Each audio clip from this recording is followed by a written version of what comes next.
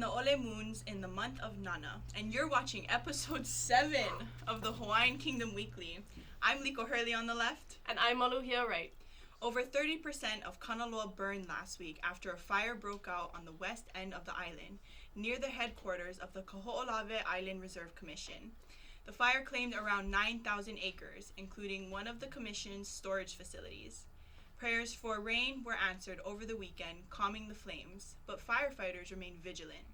Unexploded ordnance from U.S. military occupation has made it difficult to manage the fire. Daviana McGregor of the Protect Kaho'olawe Ohana offered an optimistic view.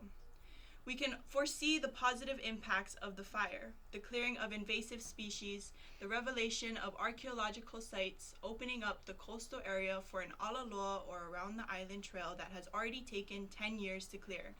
We can build upon the remnants of the fire and move forward. In what is now called Canada, First Nations people have continued to disrupt the economy with blockades to railroads and government buildings in at least 7 cities. These historic acts of nonviolence are gaining momentum as the Canadian police continue to occupy Wet'suwet'en territory, while the Coastal GasLink project moves forward with construction of its oil pipeline. The Hawaiian Kingdom Weekly reminds you that the Honolulu Star-Advertiser is the largest daily paper owned by Black Press, a Canadian news agency that controls over 100 newspapers in Canada. In 2012, its owner, David Black, proposed a $13.2 billion oil refinery in the town where the pipeline would end. In other words, the Canadian Revolution will not be televised. Will not be televised. Will not be televised.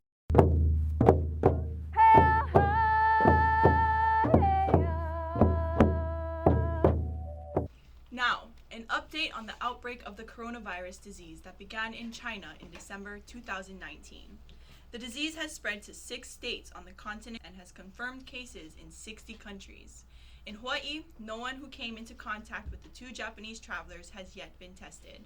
One pathologist explained that coronavirus cases likely would not peak until late March or early April, so pay attention and watch each other. Time to stock up and prepare for quarantine. Wash your hands, drink lots of water, and make sure you keep all hands and legs to yourself. Now we turn to Hema in Washington, D.C. March 3rd is known in America as Super Tuesday, an early election day when Democrats in many states will decide who will run against Donald Trump for president in November. Some states have already voted, and the leading candidate thus far is Bernie Sanders. Bernie Sanders has taken public stance for Mauna Kea and against the 30-meter telescope. And back to the station. In paddling, the World Sprints are fast approaching this August, when countries from around the globe compete for supremacy. This year, Hilo will host the event for the first time in 10 years. Over the weekend, Hilo was supposed to host the qualifying races to determine who will represent the Hawaiian Kingdom, but intense weather postponed the races.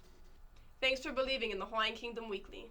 These are Kingdom Lives, and the Kingdom lives. Pa'i kalima. E na ala ka i o ke ku